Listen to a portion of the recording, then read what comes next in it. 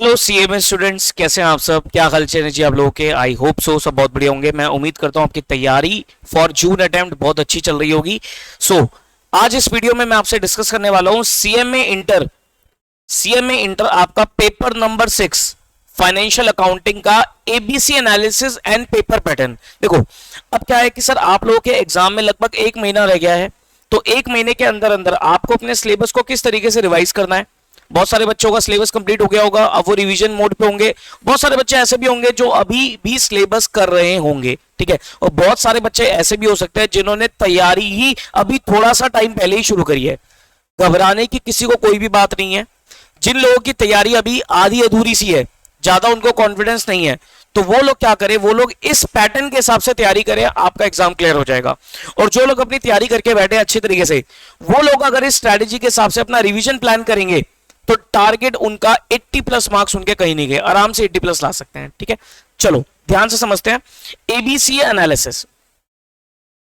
हर attempt के लिए मैं एबीसी एनालिसिस बना के देता हूं आपको, और अभी तक का ट्रेंड रहा है वो सही ही हो जाता है, ठीक है जी। चलो, तो इस बार के लिए भी एबीसी एनालिसिस कुछ इस तरीके से है। एबीसी पे जाने से पहले पहले मैं आपको एक बार पेपर पैटर्न के बारे में बता देता हूं कि पेपर पैटर्न किस तरीके का होता है, ठीक है। उसके बाद पेपर पैटर्न के बाद ये जो पीडीएफ है, ये जो मैं आपको डिस्कस कर रहा हूं, ये पूरी पीडीएफ आपको अवेलेबल होगी टेलीग्राम चैनल पे। वीडियो के डिस्क्रिप्शन में आपको टेलीग्राम चैनल का लिंक मिलेगा, नहीं तो मैंने नीचे भी लिखा है, इस पीडीएफ पे भी लिखा हुआ है, दिख रहा होगा आपको, सीएमए स्टूडेंट्स इंडिया करके। आप वीजेसी ग्लोबल सीएमए भी सर्च करोगे तो आपको एक टेलीग्राम चैनल का लिंक मिलेगा, वहां पर इसको मैंने डाल रखा है, वीजेसी ग्लोबल सीएमए सर्च करना। एक सीए का चैनल है, एक सीएमए का है, तो सीएमए वाला सर्च करना, आपको ये मिल जाएगा, ठीक है। तो वहां पर मैंने इसको अपलोड किया हुआ है। आइए जी, let's discuss the paper pattern first. देखो, आपको पता है कि आपका पेपर दो सेक्शंस में डिवाइडेड है। Section A is for MCQs. Question number 1 रहेगा आपका एमसीक्यूज का, 30 मार्क्स के आपके एग्जाम में एमसीक्यूज आते हैं।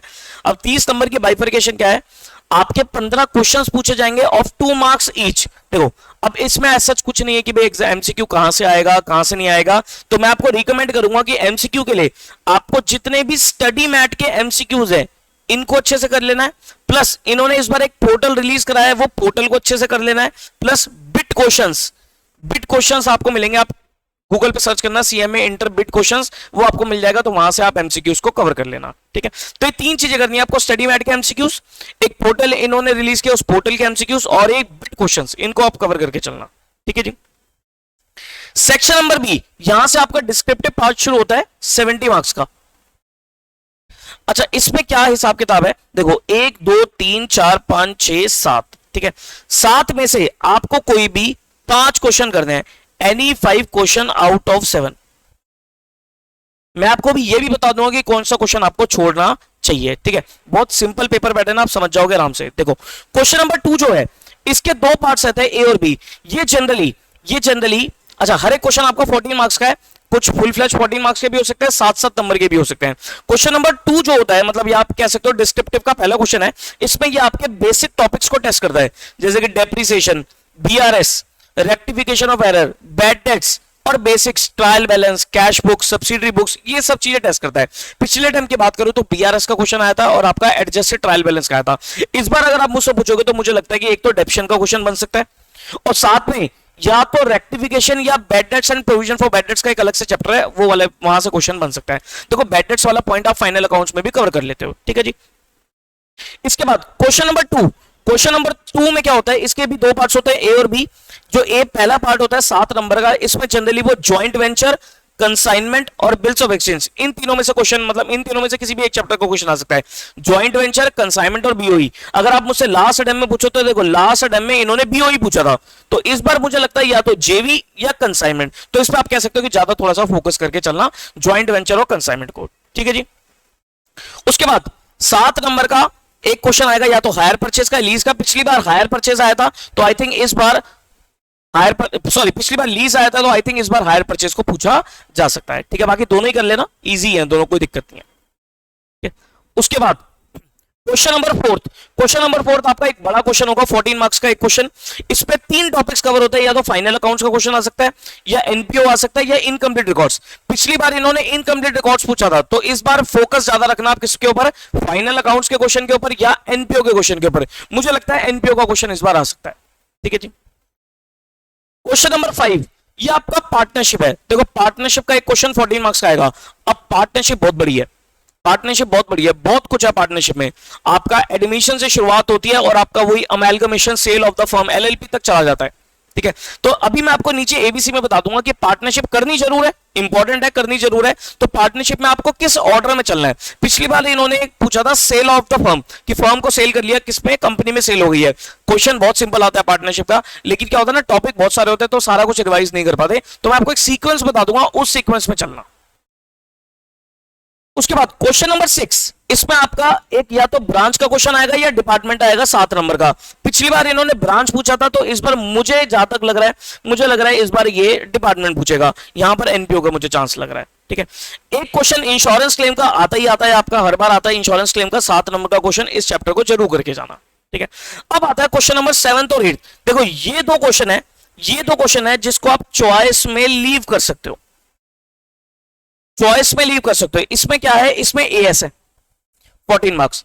अगर आपको एएस नहीं आपको आते ठीक से, क्योंकि एएस बहुत सारे हैं, ठीक है। एएस अगर आपने नहीं पढ़े ठीक से, क्योंकि देखो एएस करने के लिए आपको एएस अच्छे से पढ़ने पड़ेंगे। अगर आपने एएस नहीं पढ़े ठीक से तो you can avoid the as, कोई दिक्कत वाली बात नहीं है। बस एएस के नाम नंबर अच्छे से कर लेना याद, सो दैट आप एमसीक्यू वाला क्वेश्चन कर पाओ। तो नाम नंबर एएस के अच्छे से कर लेना। लेकिन अगर एएस का क्वेश्चन छोड़ना चाहो तो you can avoid the as. या फिर बच्चा क्या करता है, प्रेफर करता है कि मैं एएस तो कर लेता हूं, मैं पार्टनरशिप छोड़ देता हूं, तो ये भी आप कर सकते हो, ठीक है। लेकिन मेरी रिकमेंडेशन यही रहेगी कि आपको पार्टनरशिप जरूर करनी है, एएस को यू कैन अवॉइड, ठीक है। और क्वेश्चन नंबर 8 ये तो मैं बोलूंगा कि आप मत ही करो, क्योंकि इसमें आपका थ्योरी है। दो क्वेश्चन 5-5 नंबर के तो थ्योरी आएंगे, और एक पार्टनरशिप पे से ये भी आएगा। इतना प्रैक्टिकल हो जाता है, थ्योरी पढ़ने तक का बच्चों को टाइम ही नहीं मिल पाता। तो क्वेश्चन नंबर 8 आप छोड़ सकते हो। मतलब आप थ्योरी को अगर आप नहीं भी करके आते हो तो कोई दिक्कत वाली बात नहीं है, तो theory you can avoid.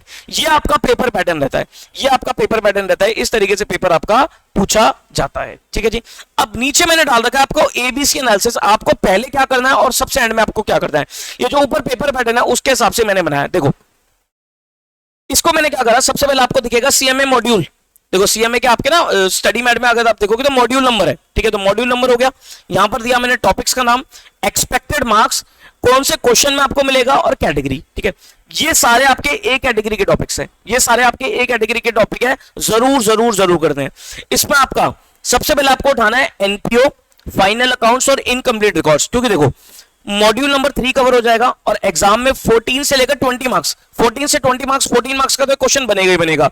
20 marks तक का इसलिए बता रहा हूं क्योंकि 2-2 नंबर के एमसीक्यू भी आते हैं, ठीक है। तो 1-2 नंबर के अगर 1-2 आपके एमसीक्यूज भी आ गए तो 14 से 20 मार्क्स की एवरेज लिखी हुई है मैंने, ठीक है। और जो एग्जाम में डिस्क्रिप्टिव में क्वेश्चन आपको मिलेगा, ये क्वेश्चन नंबर 4 में मिलेगा, ठीक है। तो 14 से 20 मार्क्स आपके इन 3 चैप्टर में कवर होता है, तो सबसे पहले आपको इसको कवर कर लेना चाहिए।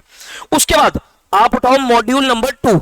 मॉड्यूल नंबर 2 में आपका आता है ज्वाइंट वेंचर एंड कंसाइनमेंट। ये दोनों ही चैप्टर ऐसे हैं जो आप लोग सीएमए फाउंडेशन में भी पढ़ के आते हो, ठीक है। तो यहां पर आपको उनको थोड़ा सा और डिटेल में जाकर, थोड़ा और एडवांस क्वेश्चंस को जाकर रिपीट करना होता है, रिवाइज करना होता है। तो अगर आपने नहीं पढ़े होंगे अभी तक तो आप फिर भी स्टडी मैट से भी कर सकते हो आराम से, कोई दिक्कत वाली बात नहीं है। इनकी जो वेटेज है, और साथ में आप जोड़ लेना हायर परचेज का क्वेश्चन। अगर आप मुझसे पूछोगे सर ज्वाइंट वेंचर कंसाइनमेंट, मुझे लगता है सर 7 नंबर तक का ये, और हायर परचेज भी 7 नंबर तक का, तो दोनों मिलाकर मैंने 14 to 60 मार्क्स डाले हैं, 14 to 16 मार्क्स डाले हैं। क्वेश्चन नंबर 3A में ज्वाइंट वेंचर कंसाइनमेंट दिखेगा, और क्वेश्चन नंबर 3 में भी आपको हायर परचेज का टॉपिक इस बार मुझे लगता है दिखेगा, ठीक है जी। फिर उसके बाद आप उठाओ इंश्योरेंस क्लेम। जरूर आपको 7 नंबर का क्वेश्चन नंबर 6B में मिलेगा, मॉड्यूल नंबर 7 बनता है आपका, इसको कवर करो। फिर उसके बाद मॉड्यूल नंबर 6 में आपको डिपार्टमेंटल अकाउंट, इस बार मुझे लगता है कि डिपार्टमेंटल का अकाउंट्स का क्वेश्चन 6A में आ सकता है। तो अगर आप यहां पर ध्यान से देखोगे तो मैंने आपके ए कैटेगरी में 3 क्वेश्चन कवर करा दिए। कौन कौन से, question number 3, question number 4 and question number 6। तो 14 मार्क्स के हिसाब से 42 मार्क्स के तो डिस्क्रिप्टिव ही हो गए, और थोड़ा बहुत एमसीक्यू भी अगर आप पकड़ के चलो तो लगभग 48। तो आप कह सकते हो 42 से 48 मार्क्स का आपका कैटेगरी ए में ही कवर हो जाता है काम, ठीक है। तो पहले इनको करो, और गिनती के आप देखोगे 6-7 ही चैप्टर्स हैं, 6-7 चैप्टर आपका लगभग आधा सिलेबस कवर करके चलते हैं। तो पहले इसको कर लो, ठीक है। उसके बाद फिर आती है आपकी बी कैटेगरी। ये वाले टॉपिक आपको मिलेंगे बी कैटेगरी में। तो बी कैटेगरी पे अगर आऊं तो बी कैटेगरी में मॉड्यूल नंबर 1, जो आपका मॉड्यूल नंबर 1 है बेसिक्स, ये सारी चीजें फाउंडेशन से पढ़ के आ रहे हो, जिसमें आपका डेप्रिसिएशन, इस बार मुझे लगता है डेप्सिट का क्वेश्चन पूछेगा, रेक्टिफिकेशन ऑफ एरर वो भी आ सकता है, बैड डेट्स एंड प्रोविजन अच्छे से करके जाना, पूरे चांस है, या बीआरएस। बीआरएस पिछली बार आ गया तो इस बार मुझे थोड़ा सा कम लग रहा है चांस, ठीक है। तो ये सारे मिलाकर विद एमसीक्यूज 14 से 18 मार्क्स, और ये आपका question number 2A and 2B में मिल जाएगा, ठीक है। तो आपका आराम से कैटेगरी बी में मैंने डाला एक मॉड्यूल नंबर 1, 14 से 18 मार्क्स कवर होते हैं। तो इसके बाद ए के बाद आपको ये पकड़ना है, इसमें ज्यादा टाइम लगता नहीं है, तो इसको कवर कर लेना। फिर आप उठाना मॉड्यूल नंबर 4 जो कि आपकी पार्टनरशिप है। अब देखो पार्टनरशिप की वेटेज 20 से 25 नंबर है, लेकिन टाइम बहुत लगाएगी ये पार्टनरशिप आपका, ठीक है। तो 20 से 25 नंबर किस तरीके से, तो 20 से 25 नंबर में एक तो आपको क्वेश्चन नंबर 5 मिलेगा 14 मार्क्स का, और आजकल इन्होंने ट्रेंड चेंज कर दिया, एमटीबी में इन्होंने ऐसा डाला है क्वेश्चन नंबर जो 8 होता है ना आपका, उसका एक पार्ट पार्टनरशिप का छोटा सा 4 नंबर का फंडामेंटल का क्वेश्चन पूछने लग गया। फंडामेंटल हो गया, जेएलपी हो गया, यहां से क्वेश्चन पूछ सकता है। लेकिन मैंने तो आपको वैसे ही बोला है कि question number 8 you can avoid, क्योंकि इसमें थ्योरी भी है, लेकिन बाय चांस मजबूरी में करना पड़ जाए तो पार्टनरशिप आपकी मदद कर देगी एक 4 नंबर का क्वेश्चन कवर करने में, ठीक है। अब पार्टनरशिप में सीक्वेंस क्या रखनी है, ध्यान से देखना, सीक्वेंस क्या रखनी है। देखो बच्चे, पहले तो आप करो रिटायरमेंट, फिर करो डेथ। इस बार मुझे लगता है retirement, death and with JLP ये ज्यादा इंपॉर्टेंट है। तो रिटायरमेंट डेथ करो पहले अच्छे से, फिर उठाओ डिसोल्यूशन, डिसोल्यूशन होने के बाद फिर amalgamation of firms, sale conversion, और लास्ट में एडमिशन एंड फंडामेंटल्स। इनको इस सीक्वेंस में चलना कि पहले रिटायरमेंट, फिर डेथ, फिर जेएलपी, फिर डिसोल्यूशन बेसिक वाला, फिर अमेलगमेशन, सेल कन्वर्जन और एडमिशन फंडामेंटल, ये सब कवर करके चलना, ठीक है। इस तरीके से आपकी 20 से 25 नंबर की आपकी पार्टनरशिप होगी। और last but not the least is your C category. इसको अगर आप नहीं भी करोगे तो मेरी तरफ से मुझे कोई भी दिक्कत परेशानी नहीं है, अगर आप नहीं भी करते हो तो। इसमें मॉड्यूल नंबर 9 कवर होगा आपका, जिसमें आपके एएस आएंगे। एएस की वेटेज 14 से 18 मार्क्स, ठीक है। देखो एएस के एमसीयू पक्के करने के लिए आपको एएस के नाम नंबर अच्छे से याद करना, एएस के नेम एंड नंबर आपको अच्छे से याद होने चाहिए। आपके गिनती के 6 तो एएस है, तो 6 एएस के नाम नंबर याद करो। जैसे AS 11 effects of changes in foreign exchange rate, AS 12 accounting for government grant, AS 10 property plant and equipment, AS 16 boring cost, AS number 22 defer tax वाला accounting for taxes on income, और AS 1 is disclosure of accounting policies. ये आपके as हैं। अगर आप as करना चाहते हो तो एएस का क्वेश्चन आपको मिलेगा question number 7A and 7B में, 14 मार्क्स का, एक साथ 7 नंबर के 2 क्वेश्चन। इसमें आपको अगर आप करना चाहते हो एएस, तो मैं बोलूंगा पहले एएस 11 उठाओ फॉरेक्स वाला, इस बार मुझे लगता है इंपॉर्टेंट है, फिर एएस 12 उठाओ गवर्नमेंट ग्रांट वाला, फिर पीपीए 10 उठा लो, 16 उठा लो, 22 उठा लो, फिर 1 उठा लो। इस सीक्वेंस में एएस करना अगर आप करना चाहते हो तो। और last but not the least is your theory. देखो थ्योरी के लिए तो मैं यही बोलूंगा, स्टडी मैट में जितने भी थ्योरेटिकल क्वेश्चंस है इनको पढ़ जाओ, लेकिन इतना टाइम नहीं होगा, तो थ्योरी अगर आप नहीं करते तो कोई दिक्कत वाली बात नहीं है, कोई दिक्कत वाली बात नहीं है। हाँ, एएस अगर आप करना चाहो, एएस अगर आप करना चाहो तो कर सकते हो, लेकिन ऊपर से अगर आप कोई भी क्वेश्चन को अवॉइड करना चाहो तो फिर उस हिसाब से आप थोड़ा सा अपनी प्लानिंग कर लेना। डिपेंड करता है कि आप किस तरीके से करो। बहुत सारे बच्चों को थोड़ा पार्टनरशिप में दिक्कत रहती है, तो पार्टनरशिप अगर आप थोड़ा सा कच्चा पक्का रखना चाहते हो तो एएस को अच्छे से करके जाना फिर, ठीक है। लेकिन मैं बोलूंगा पार्टनरशिप करो। पार्टनरशिप लगते में दिखने में बड़ी है, लेकिन उसका क्वेश्चन बहुत आसान आएगा, बहुत आसान क्वेश्चन आएगा। 14 में से आराम से आप 10-12 नंबर पकड़ लोगे पार्टनरशिप में, ठीक है। तो ये हमारा एबीसी एनालिसिस है सीएमए इंटर फाइनेंशियल अकाउंटिंग का। आई होप आपको वीडियो पसंद आई है। वीडियो पसंद आई है तो इसे लाइक करना, शेयर करना, चैनल को सब्सक्राइब किए बिना जाना मत बिल्कुल भी। मैं देखता हूं आप लोगों के लिए प्लानिंग कर रहा हूं, कुछ रिवीजन, कुछ ना कुछ डालने के लिए कुछ कंटेंट आपको मिल जाएगा, तो इस तरीके से आप लोग प्लानिंग करके चलो। ये पीडीएफ आपको टेलीग्राम चैनल पे मिलेगी, वीडियो की डिस्क्रिप्शन में टेलीग्राम है। और इस सीक्वेंस को, इस पैटर्न को अगर आप फॉलो करते हो तो you can score easily 80 marks in your financial accounting paper. Paper बहुत स्कोरिंग है, थोड़ा सा लेंथी है, लेकिन स्कोरिंग बहुत है। आप आराम से इसमें नंबर ला सकते हो अगर आपकी प्लानिंग अच्छी होगी, स्ट्रेटजी अच्छी होगी। जो भी बच्चे जिनका कॉर्पोरेट अकाउंटिंग एंड ऑडिटिंग में है तो वेट करना, मैं कल ही आपकी कॉर्पोरेट अकाउंटिंग की वीडियो भी एबीसी एनालिसिस के डालने वाला हूं, ठीक है जी। चलिए फिर, all the very best, take care of yourself, bye bye.